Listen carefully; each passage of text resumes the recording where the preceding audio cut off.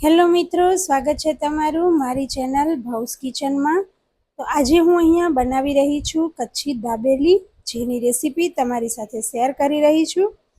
તો સ્વાદમાં ખૂબ જ સરસ લાગતી આ દાબેલી તમે ઘરે એક વખત જરૂરથી ટ્રાય કરજો, અને તે પણ ખૂબ જ ઝડપથી, એટલે કે આપણે અહીંયા ઇન્સ્ટન્ટ મસાલો તૈયાર કરવાના છીએ। તો રેસીપીને એન્ડ સુધી જોતા રહેજો। વિડીયો સારો લાગે તો લાઈક કરજો, કમેન્ટ કરજો અને વધુમાં વધુ શેર કરજો। હેલો મિત્રો, તમે જોઈ રહ્યા છો ભાઉસ કિચન, અને આજે આપણે અહીંયા બનાવીશું કચ્છી દાબેલી। તો મેં અહીંયા પોણો કિલોથી થોડા વધારે અને કિલોથી થોડા ઓછા એટલા બટાકા લઈ લીધા છે। તો બટાકા બાફી લીધા છે અને હવે ઠંડા થઈ ગયા છે, તો આપણે તેની છાલ ઉતારી લેશું। બધી વસ્તુ બહાર આપણે ખાતા જોઈએ છીએ અને લગભગ બધાને બહારનો ટેસ્ટ ભાવતો હોય છે, પણ જો તે જ વસ્તુ આપણે ઘરે બનાવીએ તો ઘરના બધા જ સભ્યોની જે ડિમાન્ડ હોય તે બધી જ ઘરે પૂરી થઈ જાય છે। તો આ દાબેલી પણ ઘરે જો તમે બનાવશો તો ખૂબ જ સરસ તેવી દાબેલી તૈયાર થશે। સાથે જ આપણે નાના મોટા બધાને ભાવે તેવી રીતે બધાના સ્વાદનું ધ્યાન રાખીને બનાવીશું। તો અહીંયા આપણે બટાકાની છાલ ઉતારી અને બટાકાને તૈયાર કરી લીધા છે। તો હવે આપણે તેને મેસરની મદદથી મેશ કરી દેવાના છે। તો અહીંયા બધા જ બટાકા સરસ રીતે મેં મેશ કરી લીધા છે। તો હવે આપણે તેમાંથી દાબેલીનો મસાલો તૈયાર કરીશું।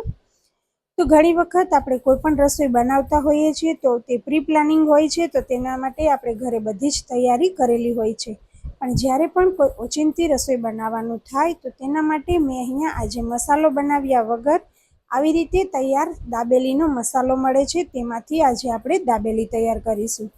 તૈયાર મસાલો આવે છે તે પણ કચ્છી દાબેલીનો હોય છે અને સ્વાદમાં તે પણ ખૂબ જ સરસ હોય છે અને આપણને ઓરિજિનલ કચ્છી દાબેલીનો ટેસ્ટ આપે છે। તો અહીંયા મેં એક વાસણની અંદર તેલ ગરમ કરવા મૂકી દીધું હતું। તો તેલ ગરમ થઈ ગયું એટલે આપણે તેની અંદર પેકેટમાંથી કાઢેલો બધો મસાલો છે તેને એડ કરી દઈશું અને સરસ રીતે તેલમાં સાંતળી લેશું।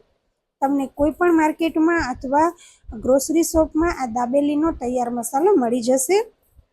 તો તેમને પાછળ માપ મુજબ આપણે ફક્ત તેને તેલમાં સાંતળી અને બટાકાને એડ કરવાના હોય છે, અને આ મસાલાની અંદર ખટાશ, ગરપણ અને બધી જ વસ્તુ સરસ રીતે એડ કરેલી હોય છે, તો આપણે ઉપરથી કંઈ પણ વસ્તુ એડ કરવાની નથી રહેતી।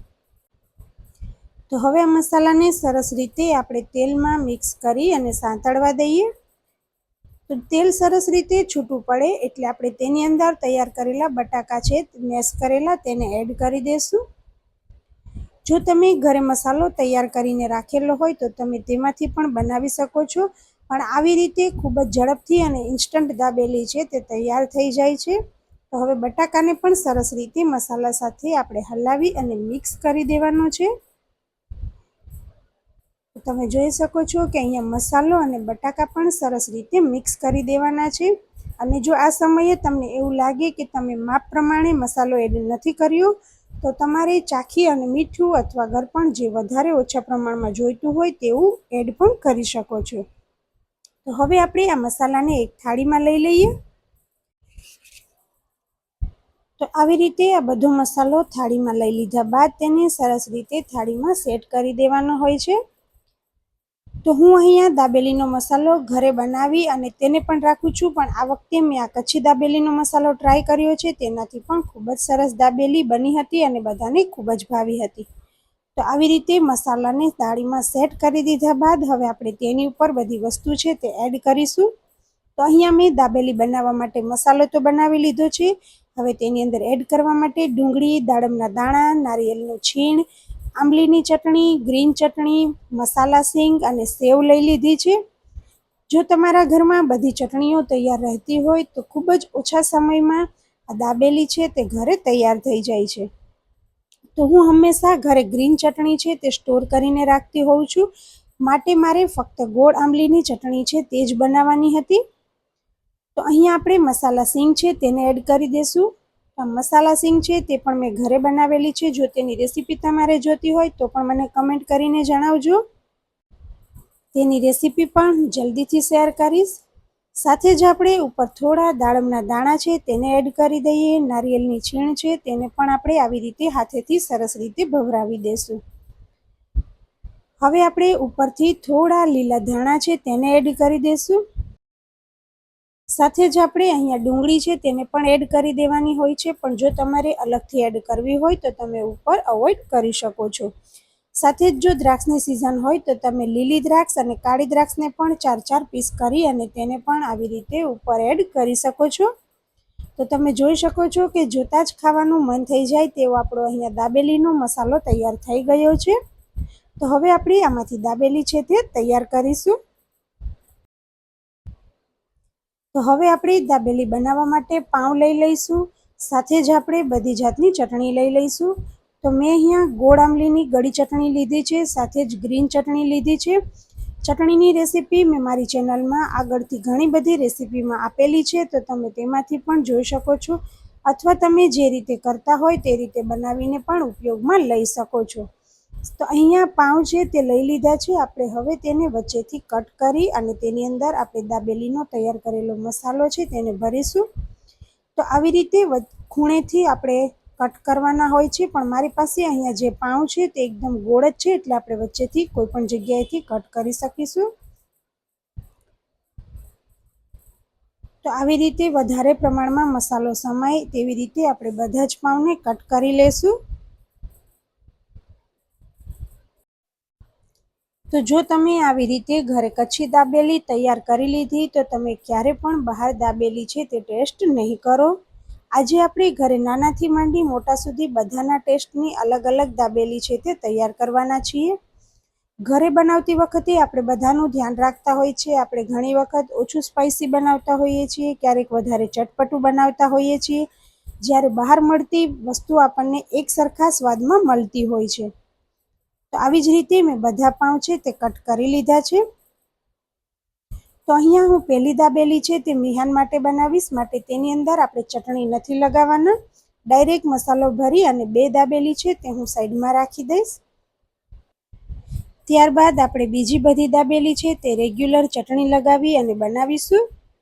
તો અહીંયા મેં મિહાનની દાબેલી સરસ રીતે મસાલો ભરી અને તૈયાર કરી લીધી છે. આપણે ઉપરથી થોડી ડુંગળી છે તેને એડ કરી દઈશું. જો તમે ડુંગળી ના ખાતા હોય તો તેને અવોઇડ પણ કરી શકો છો. તો આવી જ રીતે મેં બંને દાબેલી ભરી લીધી છે ચટણી વગરની. અને હવે આપણે ચટણીવાળી દાબેલી તૈયાર કરીશું. તો એક સાઈડ આપણે સરસ રીતે ગ્રીન ચટણી લગાવીશું અને બીજી સાઈડ આપણે સરસ રીતે જે ગોળ આમલીની ગળી ચટણી છે તેને લગાવીશું. જો તમે લસણની ચટણી ખાતા હોય તો લસણની કળીની અંદર લાલ મરચું નાખી અને સરસ રીતે તેને વાટી અને તેની ચટણી પણ તૈયાર કરી અને લગાવી શકો છો.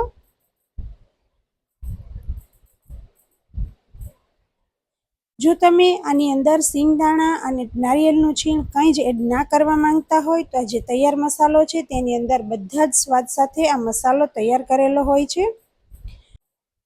તો અહીંયા આપણે ઉપરથી ડુંગળી છે તેને એડ કરી દઈશું.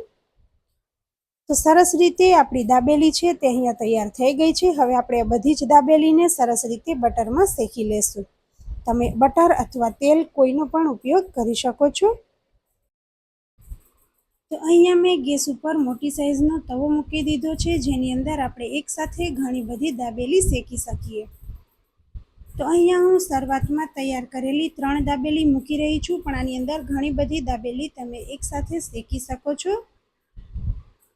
તો આવી રીતે આપણે ફેરવતા જવાનું છે અને સરસ રીતે તાવેતાથી દબાવી અને બંને સાઈડ સરસ રીતે દાબેલી છે તે શેકી લેવાની છે. તો જો ઘણી વખત કોઈ ગેસ્ટ આવવાના હોય અને તમે દાબેલીનો પ્રોગ્રામ કર્યો હોય તો દાબેલીને ભરી અને તમે તૈયાર કરી અને રાખી શકો છો. જ્યારે પણ તમારે સર્વ કરવાની હોય તો તરત જ તમે આવી રીતે શેકી અને સર્વ કરી શકો. તો અહીંયા આપણી બધી જ દાબેલી સરસ રીતે બટરમાં શેકાઈ ગઈ છે. તો આપણે તેને ડીશમાં લઈ લઈશું. તો અહીંયા આપણી સરસ મજાની કચ્છી દાબેલી તૈયાર થઈ ગઈ છે. તો હવે અહીંયા તૈયાર થયેલી દાબેલીની ઉપર આપણે સરસ રીતે નાયલોન સેવ છે તેને લગાવી દઈશું. તો તમે આવી રીતે નાયલોન સેવની સાથે ડુંગળી, મસાલા, સિંગ વગેરે પણ લગાવી શકો છો, પણ એ બધી વસ્તુ હું સાથે જ સાઈડમાં સર્વ કરીશ. તો અહીં આપણી સરસ મજાની તૈયાર થયેલી દાબેલીમાંથી એક દાબેલી હું તમને કટ કરીને બતાવીશ. તો સ્વાદમાં ખૂબ જ સરસ લાગતી આ કચ્છી દાબેલી તમે ઘરે એક વખત ચોક્કસથી ટ્રાય કરજો અને મને જણાવજો કે તમને મારી આ ઇન્સ્ટન્ટ દાબેલીના મસાલા સાથે તૈયાર કરેલી દાબેલી કેવી લાગી. તો અહીંયા તમે કટ કરેલી દાબેલીને જોઈ શકો છો કે ખૂબ જ સરસ ભરપૂર મસાલા સાથે તૈયાર કરેલી આ કચ્છી દાબેલી જોતાં જ ખાવાનું મન થઈ જાય તેવી અહીંયા તૈયાર થઈ છે। તો આપણે તેની ઉપર ફરી મસાલા સિંગ અને સાથે દાડમના દાણાથી ગાર્નિશ કરી દઈશું। તો જો આ દાબેલીની રેસીપી પસંદ આવી હોય તો ફેમિલી, ફ્રેન્ડ્સ અને ગ્રુપમાં વધુમાં વધુ શેર કરજો, લાઇક કરજો, કમેન્ટ કરજો અને મને જણાવજો કે તમને મારા વિડીયોઝ કેવા લાગે છે। વિડીયો સારા લાગતા હોય અને હજુ સુધી ચેનલમાં સબસ્ક્રાઈબ ના કર્યું હોય તો જરૂરથી કરી દેજો, જેથી કરી અને મારી અવનવી રેસીપીના વિડીયોઝ તમને મળતા રહે। મળીએ કોઈ નવી રેસીપી સાથે। Thank you.